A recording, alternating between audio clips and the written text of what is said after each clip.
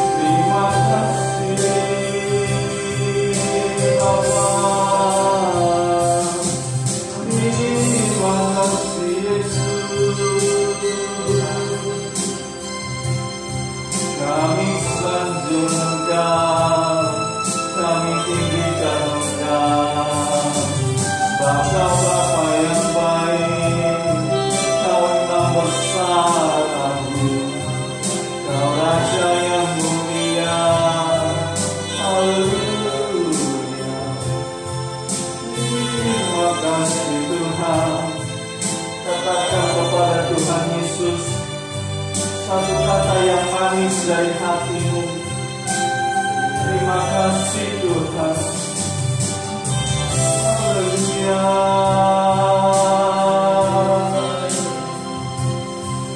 Haleluya. Terima kasih. Kami sanjung Engkau, kami muliakan Engkau. Engkau Bapa yang baik. Haleluya. Terima kasih. Terima kasih. Terima kasih. Hanya terima kasih buat kebaikan-Mu, buat kasih setia-Mu, buat segalanya dalam hidup kami. Terima kasih Tuhan. Terima kasih Bapa. Oh Roh Kudus, penuhi kami, jamah setiap kami. Terima kasih. Terima kasih Tuhan. Terima kasih. Mari kita sama-sama katakan, ku sanjung Kau Tuhan. Ku sanjung Kau di tempat tinggi. Sebab Engkau Imam besar aku. Ku sanjung Kau lebih dari yang lain, yang lain, dan ku datang menyembah-Mu Tuhan, dan ku datang, dan ku datang menyembah-Mu Tuhan. Mari kita sama-sama berdoa. Tuhan Yesus yang baik, terima kasih buat pagi hari ini kami dapat kembali bersama-sama mengikuti ibadah sekolah minggu online. Dimanapun kami berada pagi ini Tuhan, kami percaya Tuhan pun ada bersama-sama dengan kami. Kami siap selalu untuk memuji Engkau, memuliakan nama-Mu. Di dalam nama Tuhan Yesus kami berdoa. Haleluya. Semua katakan amin. Apa adik-adik masih semangat? Mari kita nyanyikan lagu Puisi Mahakaya.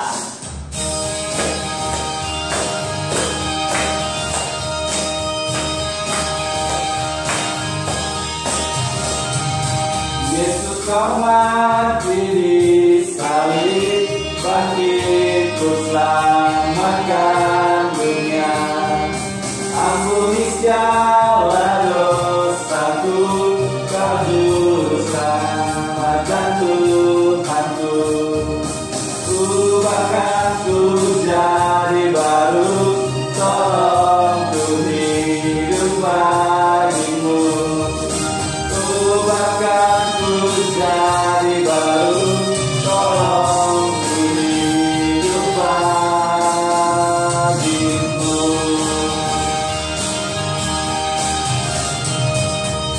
Ubahkan ku jadi baru, tolong ku hidup bagimu. Ubahkan ku jadi baru, tolong ku hidup bagimu. Ubahkan ku jadi baru, tolong ku hidup bagimu.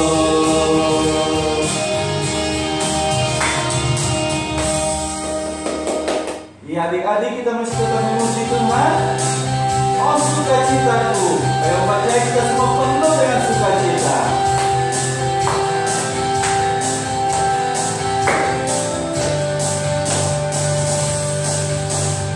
Oh sukacitaku, pam-pam-pam-pam, sejak ku jumpa Yesus. Oh sukacitaku, Bapa-Bapaku temukan juru selamatku. Dia mengasihi aku, bahkan mati bagiku. Kini sukacitaku penuh. Oh sukacitaku, Bapa-Bapa sejak ku jumpa Yesusku. Oh sukacitaku, Bapa-Bapa temukan juru selamatku. Dia mengasihi aku, bahkan mati bagiku. Kini sukacitaku penuh. Padanya aku berserah, pada Yesus Allah yang hidup. Padanya aku berserah, Yesus punya kehidupanku.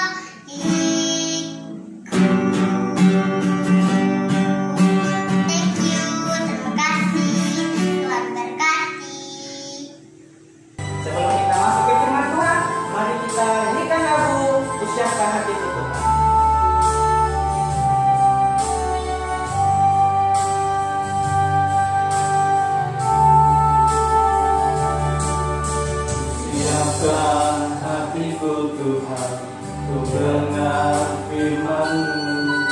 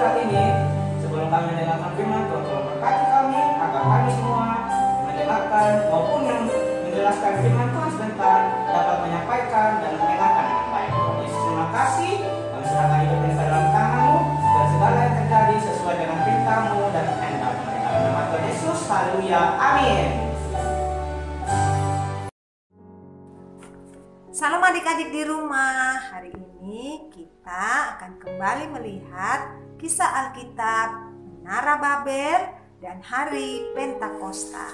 Bagi adik-adik yang sudah mengikuti 2 pelajaran yang lalu, yaitu kekuatan dalam kesatuan dan mengejar Roh Kudus, ada pertanyaan untuk kalian. Dengarkan baik-baik ya.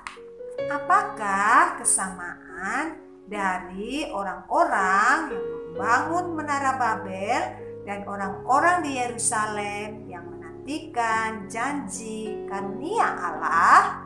Sekali lagi ya, apakah kesamaan dari orang-orang yang membangun Menara Babel dan orang-orang di Yerusalem yang menantikan janji karunia Allah? Petunjuk jawabannya adalah huruf K. Ada yang tahu? Ya, betul. Kesatuan. Adik-adik, pada waktu itu orang-orang yang membangun Menara Babel, mereka bekerja dalam kesatuan untuk kemuliaan mereka sendiri. Sedangkan orang-orang percaya di Yerusalem, mereka berdoa dalam kesatuan untuk menerima Roh Kudus agar memuliakan nama Tuhan. Adik-adik, sumber kebenaran kita hari ini adalah Tuhan membawa kesatuan melalui Roh Kudus. Mari kita ucapkan bersama-sama. Tuhan membawa kesatuan melalui Roh Kudus. Adik-adik, Roh Kudus tinggal di dalam diri setiap orang percaya. Roh Kudus adalah penolong kita. Dia memberi kita kuasa, dia menuntun hidup kita dan menyatakan kebenaran kepada kita. Kalau hidup kita dipimpin oleh Roh Kudus, kita menjadi sepikir dengan orang-orang percaya lainnya, dan Tuhan akan menyatukan kita supaya dapat bekerja untuk satu tujuan yang sama, yaitu tujuan dan rencana Tuhan. Dosa memecah dan memisahkan kita, tapi Roh Allah menyatukan dan mengikat kita dalam kesatuan. Sebagai tanda kesatuan, mari kita bergandengan tangan dan ucapkan kembali ayat sumber kebenaran kita. Tuhan membawa kesatuan melalui Roh Kudus. Apakah adik-adik masih semangat? Oke, mari kita teruskan. Sumber ayat kita hari ini terdapat di dalam Filipi 2 ayat 2. Mari kita ucapkan bersama-sama. Karena itu, sempurnakanlah sukacitaku dengan ini. Hendaklah kamu sehati sepikir dalam satu kasih, satu jiwa, satu tujuan. Sekali lagi, karena itu sempurnakanlah sukacitaku dengan ini. Hendaklah kamu sehati sepikir dalam satu kasih, satu jiwa, satu tujuan. Adik-adik, dalam kisah Menara Babel dan Hari Pentakosta, kita sudah melihat Roh Kudus dicurahkan atas pengikut Yesus ketika mereka menunggu di ruang atas. Menurut adik-adik, apakah Roh Kudus baru ada pada hari Pentakosta? Jawabannya adalah tidak. Roh Kudus sudah ada bersama Tuhan sejak awal penciptaan. Tuhan ada dalam 3 pribadi, Bapa, Anak, dan Roh Kudus.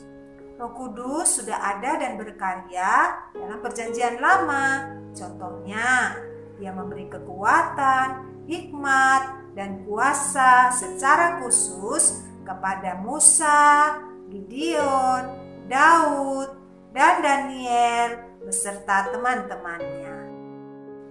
Adik-adik, Roh Kudus masih ada dan berkarya dalam Perjanjian Baru bahkan sampai hari ini. Dan Yesaya bernubuat bahwa Roh Tuhan ada pada Yesus. Hal ini digenapi ketika Yesus dibaptiskan dan Roh Allah turun atas Dia. Roh Kudus memenuhi Yesus dan mengurapi Yesus untuk melakukan hal-hal besar dan berkuasa di dunia. Dalam Kisah Para Rasul 1 ayat 8, Yesus berkata, Roh Kudus akan turun atas kita dan kita akan diberikan kuasa untuk memberitakan kabar baik kepada orang lain tentang Yesus dengan berani. Roh Kudus ada di dalam kita untuk memampukan kita berdoa dan melakukan hal-hal hebat bagi kemuliaan Allah. Mari kita berdoa.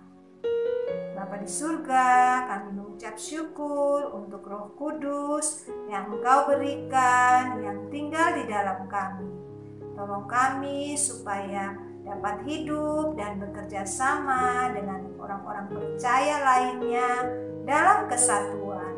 Tuhan, penuhi kami dengan Roh Kudus-Mu agar kami berani membagikan kabar baik tentang Yesus kepada orang-orang lain agar mereka diselamatkan.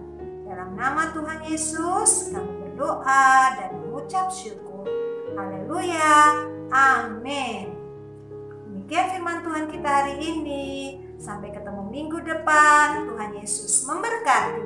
Shalom. Kids Challenge minggu ini adalah mencari petunjuk jalan tentang pekerjaan Roh Kudus dalam Perjanjian Lama dan Baru. Bagi Kingdom Kids yang ikut Nobar Superbook dan Kids Challenge, caranya klik langsung link Google Meet pada pesan broadcast WhatsApp di link Sekolah Minggu Online Abi Matawai. Kedua, klik minta bergabung. Mudah bukan? Bagi adik-adik yang ikut Nobar Superbook dan Kids Challenge minggu ini akan mendapatkan e-komik Alkitab gratis. Informasi persembahan Sekolah Minggu Abi Matawai dapat ditransfer ke rekening BRI Sinpedes Unit Pandawai atas nama Layanan Abi GBI Matawai nomor 3500 01 038475 535. Informasi buat adik-adik, persembahan sekolah minggu kalian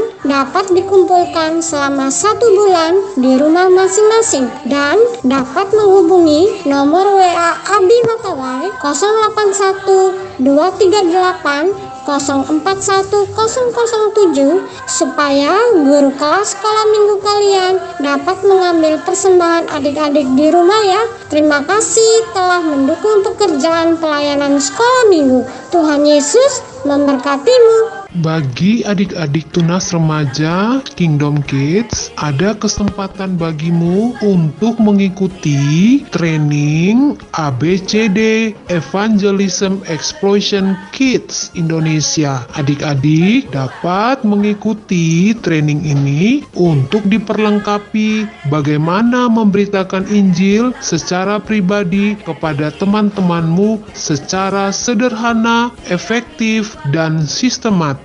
Adik-adik dapat mengikutinya dengan cara mendaftar lewat Kak Melce atau Kak Yunaya. Pelaksanaannya pada hari Selasa sampai hari Jumat tanggal 11 Mei sampai 14 Mei saat libur. Manfaatkan waktu terbaikmu ya untuk menjangkau dan memuridkan anak dari rumah. Selamat mendaftar.